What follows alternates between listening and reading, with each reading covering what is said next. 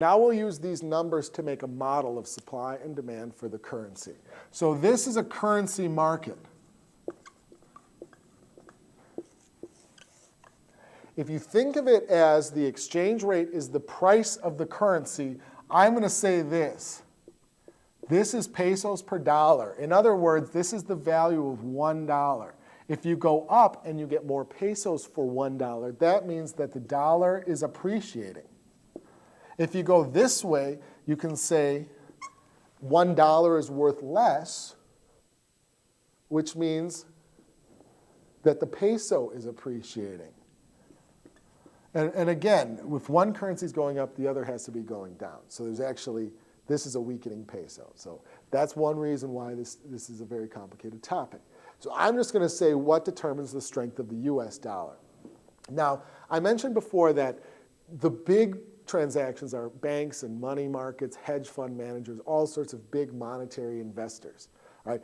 The way I'm going to tell it here is more like the individual traveler, or in this case, the person who's buying the product here. All right, so if you were to have a weakening currency, you are going to be more likely to stay home.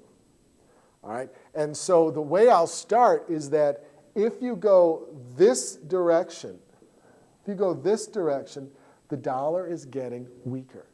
All right, and so if this is the market for dollars, a weak dollar means that fewer Americans are going to be standing in line at the currency exchange or at the bank saying, please, we don't want to give up dollars. We are not going shopping. So the first step is to see that the country with the weakening currency does not want to buy as much. All right, so as the dollar appreciates, we export less.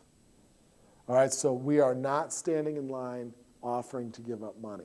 Another way to look at it is if the dollar is weak, if there's a strong peso, there are a lot of Mexican buyers taking their strong pesos and buying American products. All right, so as the peso gets stronger, you'll find that the American product gets cheaper. And if the American product gets cheaper, you would find more Mexicans buying the product. So look here first, that the strengthening peso means more transactions where more Mexican buyers are asking for dollars. And so if you take these 3 points and you say, at a strong peso, there's the most demand for the cheapest American products. In the middle, there's going to be fewer people buying this because the price went up. And so you'll find less demand for American products. Or in this case, people are demanding dollars because they want US products. So as the peso appreciates, you'll find more products being bought, which means more people going to the bank and asking for US dollars to buy US products. The third point here is the weakest peso.